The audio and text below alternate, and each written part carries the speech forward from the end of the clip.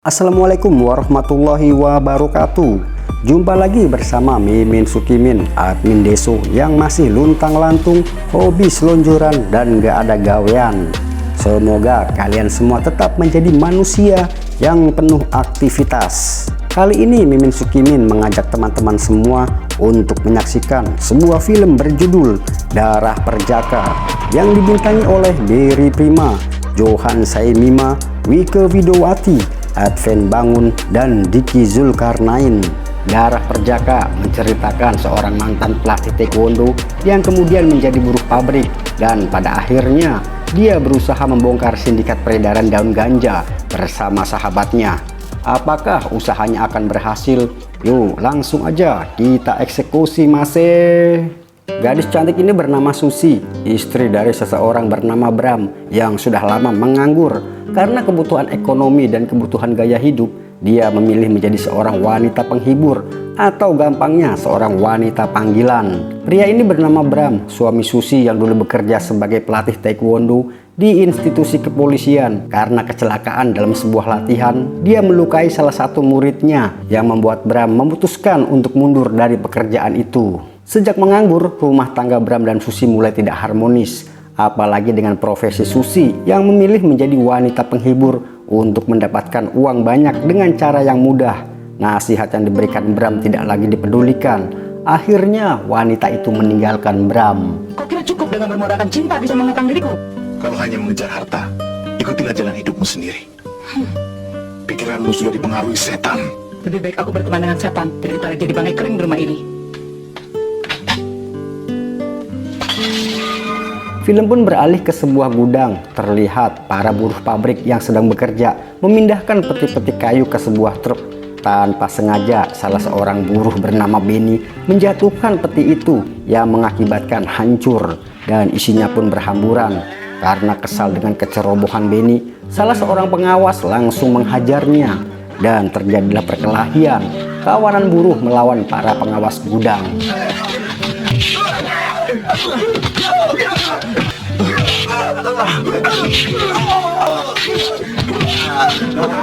Pria ini bernama, sebut aja Mandor Junet. Dengan beringas dia terus menghajar Benny menggunakan tongkat sakti warisan Mbah Samsudin yang unyu-unyu itu. Mandor Junet adalah mandor kepercayaan si manajer, sekaligus mandor andalan Big Boss. Saat mereka sedang sibuk bertarung, tiba-tiba salah seorang buruh gendut dan botak bernama Udin mengambil salah satu isi peti berupa daun teh kemasan kotak yang mungkin cuma seharga 5.000 perak di warungnya Cepopon. Tak berapa lama datang sebuah mobil di mana salah seorang penumpangnya menembakkan pistol ke udara dan perkelahian pun berhenti. Siapa yang telah di keributan ini? Dia kerja kurang hati-hati, bos. Ini buktinya. Jangan kau lakukan lagi. Pria ini adalah manajer pabrik tempat Benny bekerja, seorang pria hidung belang yang jelalatan kalau lihat anak perawan. Gadis ini bernama Diana. Dia adalah adik Benny yang juga bekerja di pabrik itu untuk mengurus makan para buruh. Malamnya si Udin yang berniat santai sambil menikmati teh tabrak, dia mulai menyeduh teh yang tadi siang dia ambil dari pabrik. Sementara itu di luar tampak Benny yang terluka sedang diobati oleh adik perempuannya. Kita bisa saja pindah kerja. Tapi bagaimana dengan pekerja-pekerja yang lain yang sudah begitu akrab? Mereka juga sudah menganggap aku sebagai pelindungnya. Karena keberanian dan kepandaiannya berkelahi, Benny dianggap sebagai pimpinan dan pelindung oleh teman-temannya. Tiba-tiba saja mereka dikejutkan dengan kedatangan Bram. Benny adalah sahabat dekat Bram yang lama tidak bertemu. Setelah memperkenalkan adiknya, Benny meminta kepada Diana menyediakan makanan untuk sahabatnya itu. Tidak usah repot-repot, yang ada keluarkan saja. Bram sengaja mendatangi sahabatnya dengan maksud meminta bantuan agar dia bisa ikut bekerja di pabrik tempat Benny. Tapi menurut Benny, menjadi buruh bukanlah pekerjaan yang baik untuk Bram. Karena salah sedikit saja, para mandor akan bersikap kasar dan keras. Kerja di pabrik, kalau ada salah sedikit, perlakuan kasar yang kita terima. Aku akan menjajaki sampai sejauh mana kekerasan itu. Sementara kita tinggalkan Bram dan Benny di luar. Kita tengok si Udin gendut yang sepertinya sedang ngefly setelah minum teh yang dibuatnya tadi. Melihat Diana sedang memasak, si Udin gendut langsung bergairah dan mendekatinya. Terbang yuk.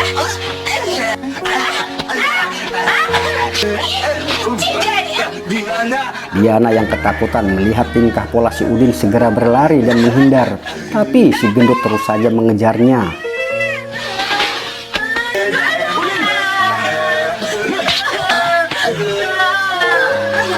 Bram yang pernah bekerja di institusi kepolisian merasa curiga dengan minuman yang dipegang si Udin. Kemudian dia memeriksanya. Mendengar itu, Benny terkejut. Dia bergegas mencari teh yang dibuat si Udin. Ternyata teh yang diambil Udin dari pabrik tempatnya bekerja adalah ganja. Rupanya selama ini para pekerja sudah dibohongi dan dimanfaatkan oleh si pemilik pabrik. Keesokan paginya, setelah menemui manajer pabrik, Bram sudah mulai bekerja di pabrik itu.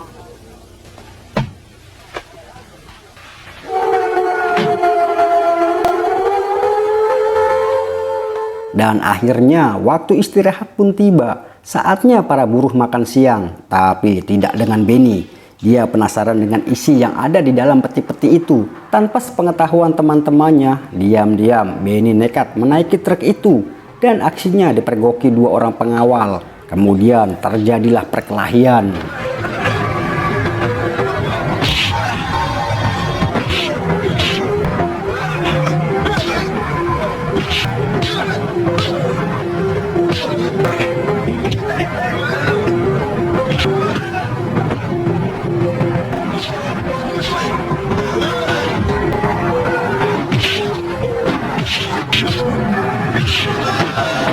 Setelah berhasil mengalahkan dan melempar mereka ke jalanan, Benny langsung membongkar semua isi peti.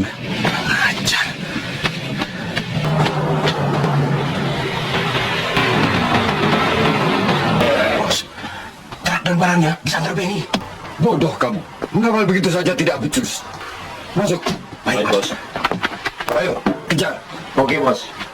Akhirnya pengejaran pun dilakukan. Benny yang sibuk memeriksa isi peti dikagetkan dengan kemunculan mobil manajer yang mengejarnya.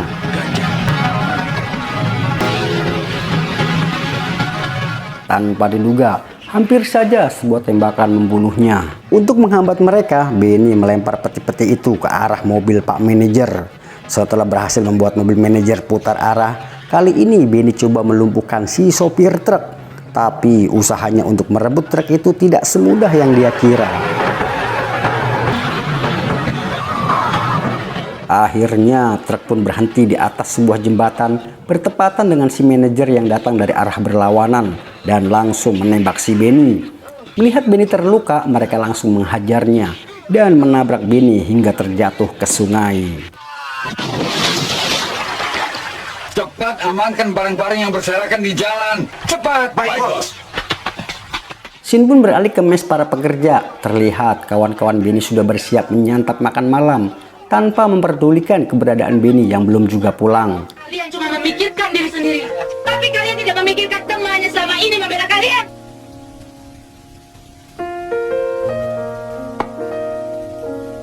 Hingga larut malam, Benny belum juga kembali. Diana yang masih menunggu makin gelisah. Kemudian gadis itu mendatangi kamar Benny, berharap kakaknya sudah berada di kamarnya. Bram yang kebetulan masih menunggu kedatangan sahabatnya itu mendekati Diana. Jangan kau bawa hanyut pikiranmu. Kalau abangmu belum pulang juga, biar besok ku cari. Yang jelas, aku akan tanyakan pada manajer terlebih dahulu. Aku berjanji, akan aku pertaruhkan nyawaku bagi siapa saja yang mengkhianatinya. Keesokan paginya, Bram bersama pekerja yang lain mendatangi manajer untuk menanyakan keberadaan Benny. Tapi mereka dihadang oleh mandor Junet dan kroco-kroconya yang siap menghajar mereka jika macam-macam. Kalian tidak perlu menanyakan persoalan Benny, karena itu bukan urusan saya. Malahan sebaliknya, kalian yang harus bertanggung jawab untuk mencarinya. Kemudian mandor Junet membunyikan bel tanda untuk bekerja. Bram meminta kepada kawan-kawannya untuk tidak bekerja. Si manajer kurus kemudian memberi kode untuk menghajar para pekerja. Akhirnya terjadilah perkelahian.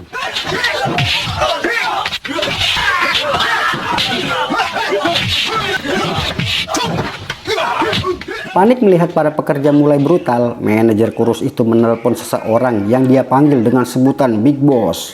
Dia mengatakan kalau para pekerja berbuat rusuh dipimpin oleh Bram, si orang baru itu.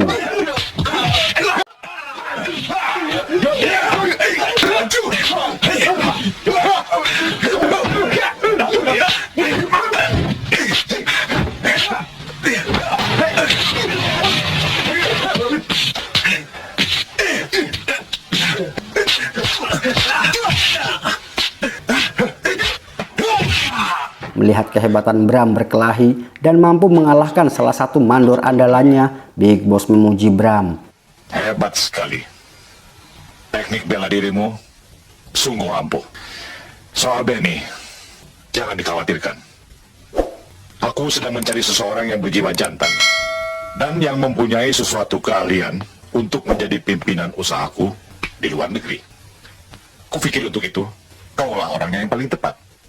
Rupanya si bos tertarik dengan kepribadian Bram yang pemberani dan menyuruh Bram datang ke rumahnya untuk pembicaraan lebih lanjut. Ini adalah tempat tinggal si Big Boss. Dia sengaja mendatangkan seorang ahli bela diri dari Jepang untuk melatih orang-orang kepercayaannya. Sebut saja namanya Marjuki Sang. Keturunan Jepang Betawi, lahir di Kuitang, besar di Osaka. Kedatangan Tuan sangat kami nantikan untuk membantu melatih orang-orang kepercayaanku.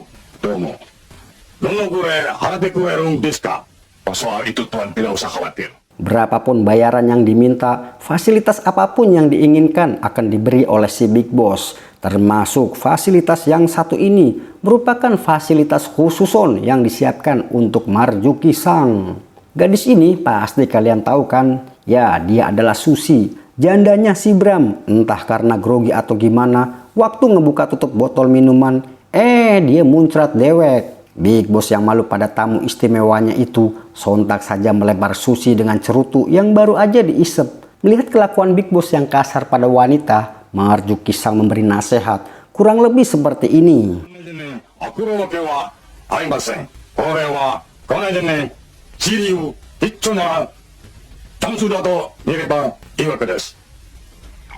Tak lama Bram pun datang. Melihat rumah mewah dengan pagar tinggi, si Bram cuma bisa celingukan nyariin grendel buat ngebuka tuh pintu gerbang.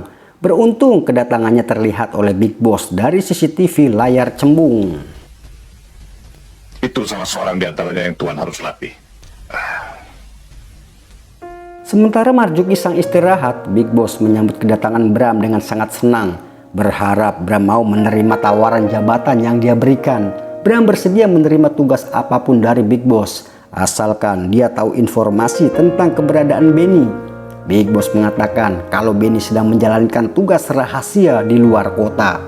Kenapa dia ditugaskan tanpa memberitahu adiknya? Jangankan adiknya, orang tuanya pun tidak boleh tahu di mana dia berada. Tanpa sengaja, Bram melihat mantan istrinya sedang bermesraan dengan pria Jepang yang katanya ahli bela diri itu. Ternyata setelah bercerai, Susi bekerja pada Big Boss untuk melayani para tamunya.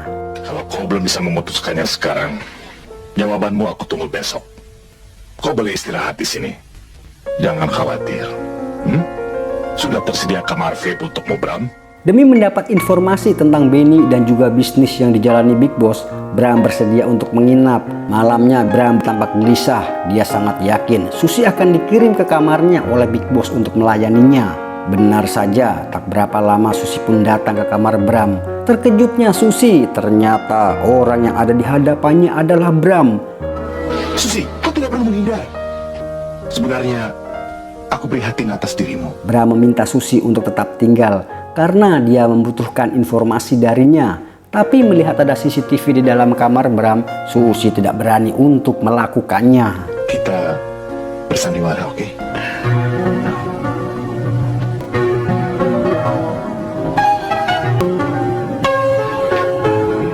Susi menceritakan kalau bisnis Big Boss kemungkinan adalah bisnis yang ilegal. Dia pernah mendampingi Big Boss bertemu dengan orang-orang asing. Big Boss berencana membuka cabang baru di luar negeri untuk memasarkan sebuah produk yang disebut dengan nama daun emas. Itulah salah satu rahasia yang pernah aku tahu. Pantas, dia berusaha membujuk aku. Kiranya untuk jabatan itu, yang dimaksud dengan daun emas itu, pasti ganja. Keesokan paginya, Big Boss meminta jawaban Bram untuk tawarannya memimpin kantor cabang baru yang akan dia buka di luar negeri. Dan kuharapkan darimu, jawabannya adalah ya. Tuan mengusahakan peredaran daun emas, bukan? Tepat sekali. Bagiku tanggung jawab membela kebenaran lebih berarti daripada tanggung jawab merusak moral manusia. Selamat tinggal. Kesal dengan penolakan dari Bram, Big Boss memberi perintah kepada anak buahnya untuk menghajar pria itu.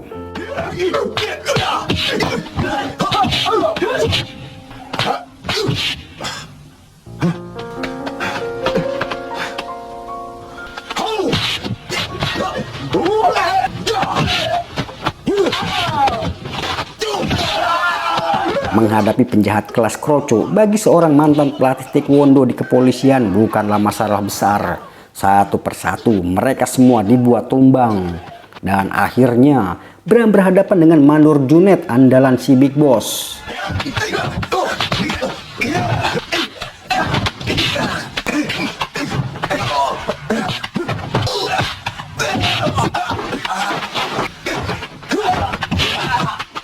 Setelah berhasil mengalahkan Mandor Junet, Bram yang bermaksud meninggalkan tempat itu tiba-tiba diserang oleh Marzuki Sang.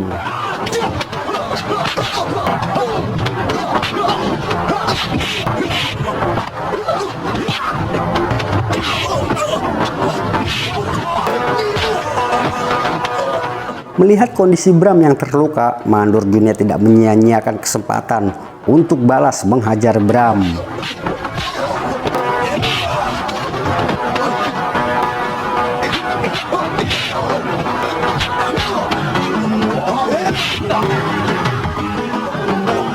Merasa tidak yakin bisa mengalahkan petarung Jepang itu, Bram mencoba kabur. Sebuah serangan senjata dari Marzuki Sang berhasil melukainya.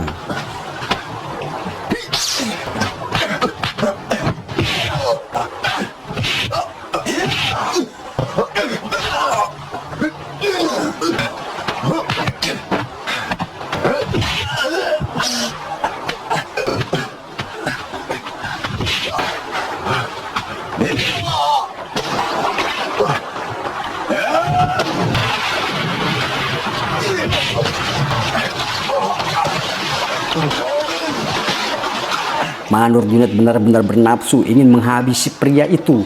Hingga akhirnya Bram tidak lagi muncul ke permukaan. Menganggap Bram sudah tewas, mereka pun pergi meninggalkannya.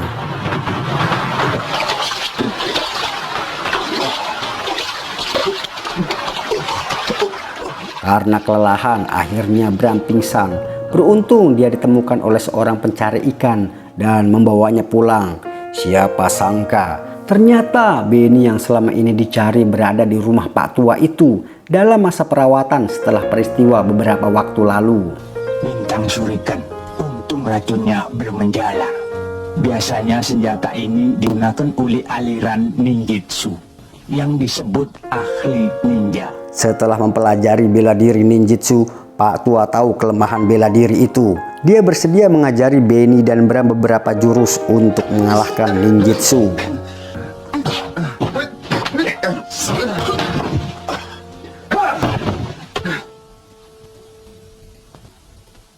Scene pun beralih, terlihat dua anak buah si manajer berusaha membangunkan para pekerja untuk kembali beraktivitas seperti biasanya. Tapi tidak seorang pun yang mau beranjak dari tempat tidurnya. Karena emosi, mereka akhirnya menggedor pintu kamar para pekerja. Ayo untuk tidur, ayo cepat.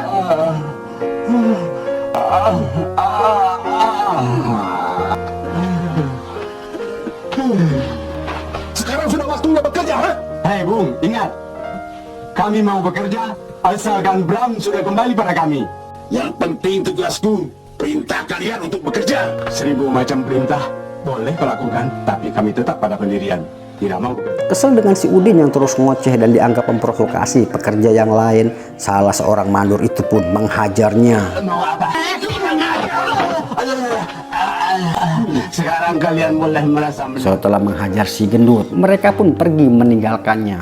Malamnya mereka kembali mendatangi mes bersama si manajer. Mendengar suara keributan, beberapa pekerja yang penasaran segera keluar. Tanpa basa-basi, mandor kurus itu memerintahkan anak buahnya untuk menghajar para pekerja. Dan terjadilah aksi tawuran antara mas-mas dan bapak-bapak.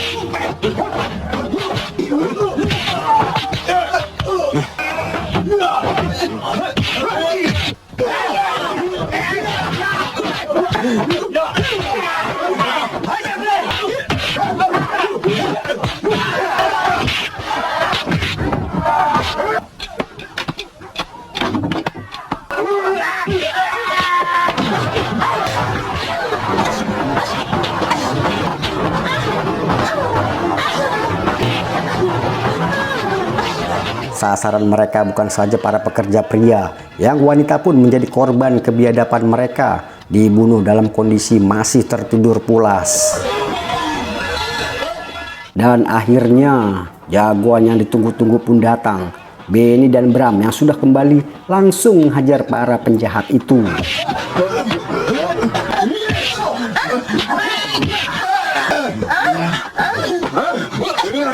Manusia kepat. Melihat bapak manajer sedang berusaha memperkosa adiknya, Benny begitu bernafsu menghajar aki-aki mesum itu.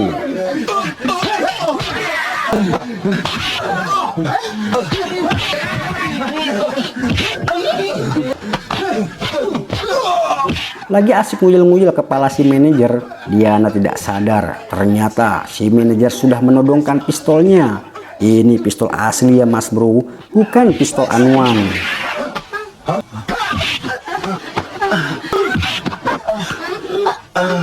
Setelah menghajar Benny, mereka membawa Diana pergi. Si manajer masih terus menodongkan pistolnya ke Benny dan berniat membunuhnya. Tapi sayang, semua tembakannya meleset, sampai peluru di pistolnya pun habis. Akhirnya, manajer yang kurus, tua, dan kisut itu pun mati.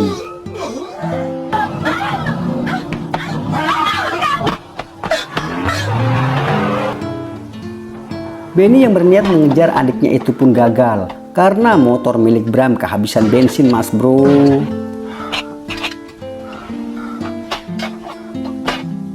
Keesokan paginya, setelah mengisi bensin eceran di warung Madura Cakrohim, Bram dan Benny pun pergi ke rumah Big Boss untuk menyelamatkan Diana.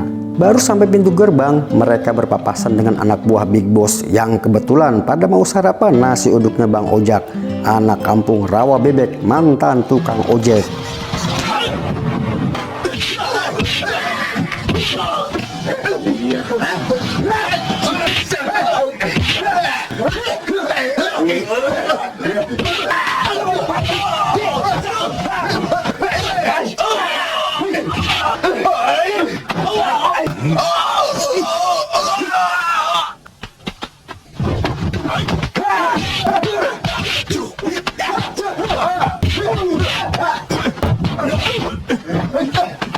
Tak berapa lama, si Mandor Junet dan Marjuki Sang pun datang.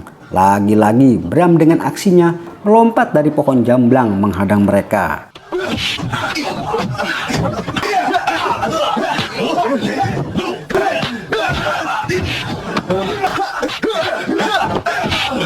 Benny cukup kewalahan menghadapi Mandor Junet yang sudah dilatih oleh Marjuki Sang. Sementara di kebun belakang, Bram masih terus mengimbangi permainan samurai petarung Jepang itu.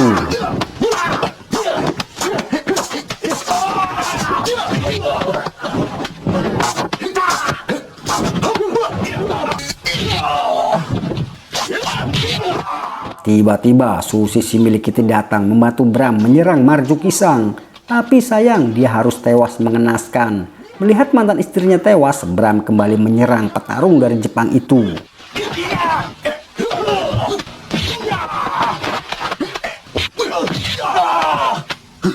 Akhirnya Bram berhasil mengalahkan Marjuki Sang. Sebelum tewas, ninja itu memberi pesan pada Bram.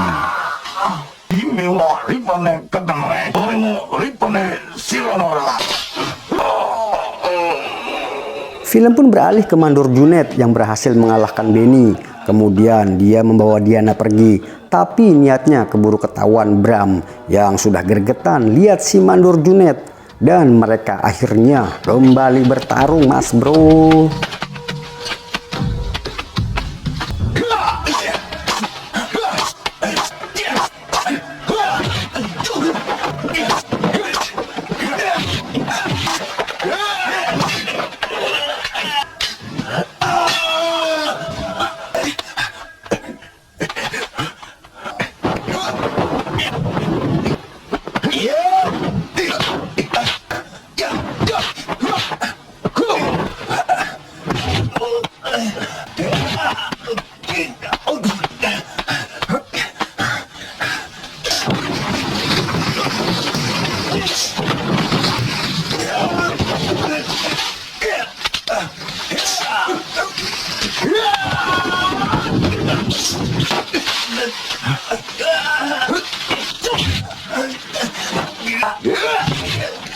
Setelah berhasil mengalahkan si Mandor Junet, Bram bergegas menolong Diana untuk pergi dari tempat itu. Tapi baru aja keluar, mereka sudah diberondong senjata oleh si Big Boss.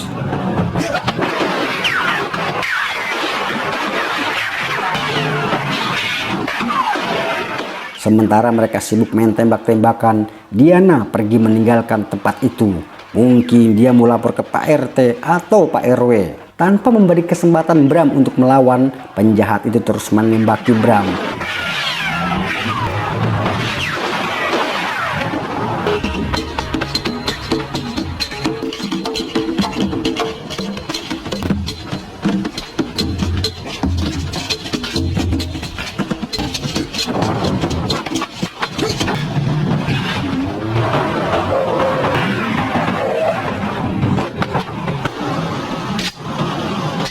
Tahu kalau senjatanya sudah kehabisan peluru, bos Daglok itu pun pergi mencoba kabur dari Bram.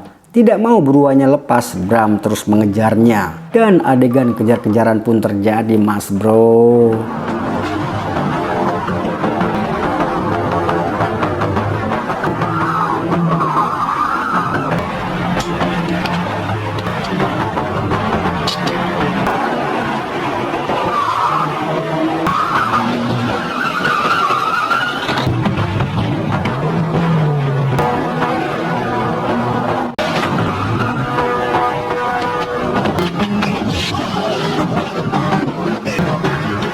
Akhirnya Bram berhasil menangkap Big Boss Daglok itu.